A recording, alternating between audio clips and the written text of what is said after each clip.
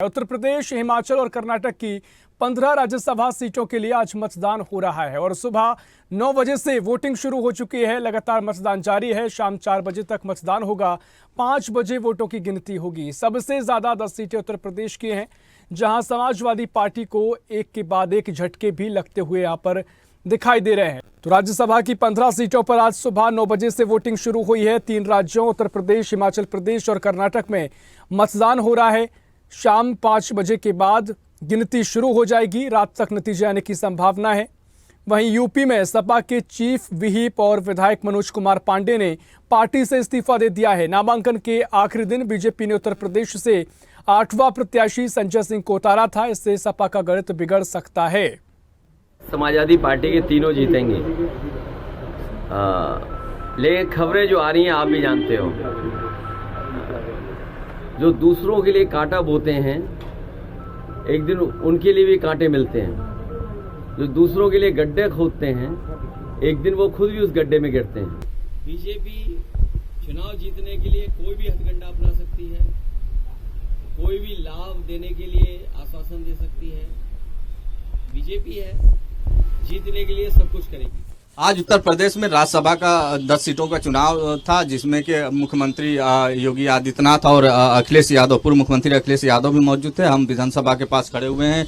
आप देख सकते हैं कि किस तरह से यहाँ पे सुरक्षा व्यवस्था भी किया गया है। अगर बात करें समाजवादी पार्टी का, तो समाजवादी पार्टी कल से ही बैठक कर रही थी और जिसमें कि कल जिस तरह से समाजवादी पार्टी के राष्ट्रीय अध्यक्ष अखिलेश यादव अपने विधायकों के साथ बैठक कर रहे थे, उनके जो संगठित विधायक थे, जो उनके विधायक थे, वो भी कल वहाँ पे जो 8 विधायक थे वो डिनर पे मौजूद नहीं थे। अगर डिनर पे जो विधायक मौजूद नहीं थे, मैं बताना चाह रहा हूँ कि जो राकेश पांडे थे वो भी नहीं थे। अभय सिंह और राकेश सिंह, मनोज पांडे और विनोद चतुर्वेदी, पूजा पाल, पल्लवी पटेल भी मौजूद नहीं थी। और दूसरी बात करें तो वहीं पे जिस तरह से समाजवादी पार्टी डिनर के लिए अपने विधायकों को बुलाई थी, उसी तरह मुख्यमंत्री योगी आदित्यनाथ भी अपने विधायकों को, भारतीय जनता पार्टी के जो विधायक थे उनको बुलाकर डिनर किए, साथ में ही डिनर किए और साथ में ही सारे विधायक थे। आज जिस तरह से वोटिंग हुआ है, वोटिंग को लेकर जो विधायक थे, जो चाहे समाजवादी पार्टी के हों, चाहे अन्य दल के हों और चाहे भारतीय जनता पार्टी के हों, उनके साथ मुख्यमंत्री योगी आदित्यनाथ ने भी वोटिंग किया और अखिलेश यादव ने भी वोटिंग किया। और अगर हम बात करें तो जो कुंडा के विधायक रघुराज प्रताप सिंह उर्फ राजा भैया थे, वो भारतीय जनता पार्टी के पक्ष में लगातार बात करते थे और आज भारतीय जनता पार्टी के साथ में ही उन्होंने भी वोटिंग किया है। कैमरामैन नफीस के साथ मैं राशिद अलवी, लखनऊ।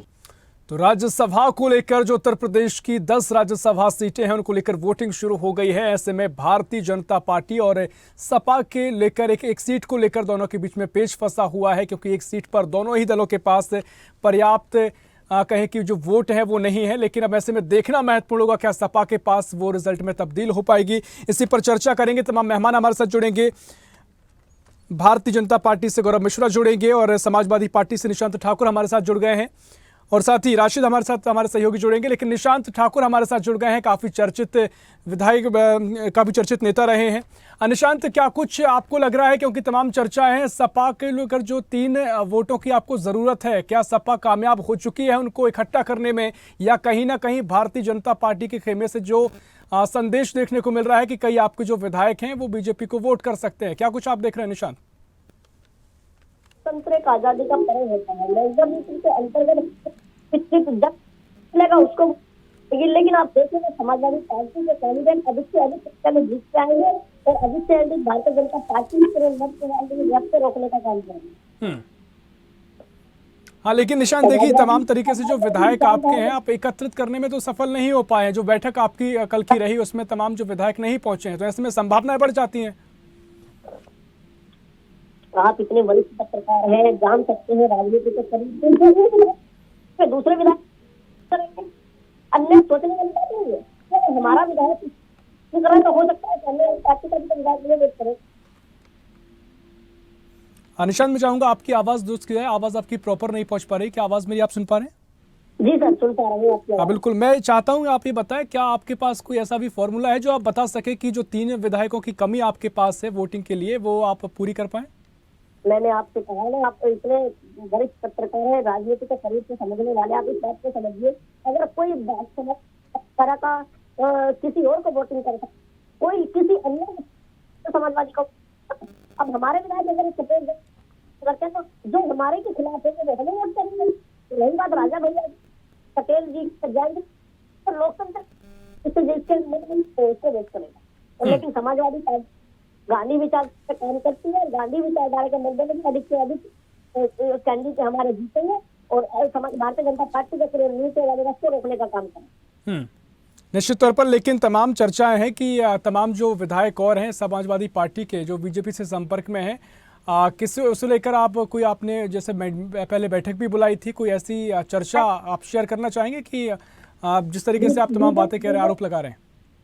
बीजेपी के 25 विधायक हमारे संपर्क में होकर तो हमारे विचार जो हमारे खिलाफ होंगे वो जो हमारे विधायक खिलाफ वोट करते तो क्रॉस वोटिंग करेंगे तो अन्य पार्टी के भी तो क्रॉसिंग वोटिंग करेंगे, हमारे पक्ष में वोट करेंगे। विचारधारा लोकतंत्र ने कहा है कि जिसका जहाँ पे मन मिलेगा उस विचारधारा के अंतर्गत वोटिंग की जाएगी। निशांत जी ठीक है, मनोज पांडे जी ने इस्तीफा क्यों दे दिया? अब चुनाव का मद्देनजर है, ये सब आना जाना लगा रहेगा। मैंने कहा ना जो पार्टी छोड़ के जा रहा है उसके खिलाफ जो होंगे वोट करेंगे। चलिए निशांत जी, बहुत शुक्रिया आपके, तमाम आपने बातचीत हमसे की, चर्चा की, बहुत शुक्रिया आपका स्वदेशनी से जुड़ने के लिए।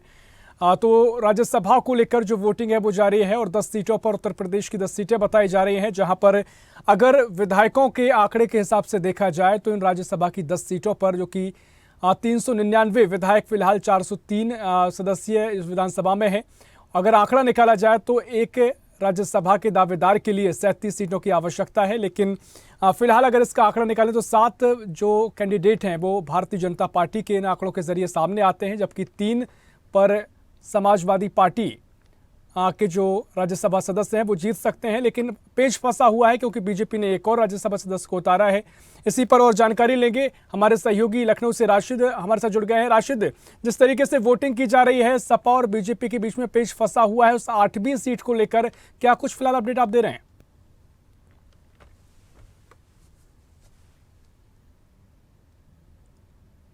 बिल्कुल, जिस तरह से उत्तर प्रदेश की बात करें, उत्तर प्रदेश जो राज्यसभा की आज चुनाव हो रहा है, वोटिंग हो रहा है, जिसमें कि अखिलेश यादव और मुख्यमंत्री योगी आदित्यनाथ भी वोटिंग कर चुके हैं। और सबसे बड़ी अगर बात करें उत्तर प्रदेश की, तो जो भारतीय जनता पार्टी है जो 8वां अपना कैंडिडेट खड़ा किया, उसमें पेंच कहीं ना कहीं फंस गया, जिससे कि अखिलेश यादव को मात का सामना करना पड़ जाएगा।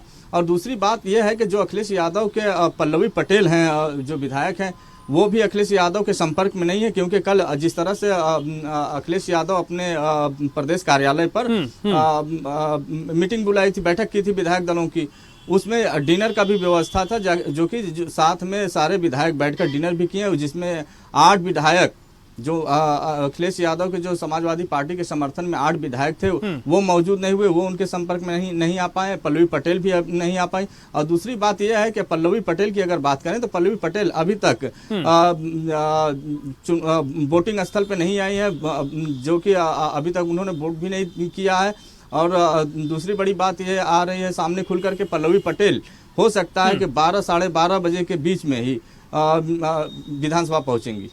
निश्चित तौर पर ये माना जाए कि जिस तरीके से समाजवादी पार्टी को जो 3 विधायकों की जरूरत थी, उसे जोड़ने से ज्यादा जो विधायक उनके पास से बचाने की यहाँ पर चुनौती दिखाई दे रही है।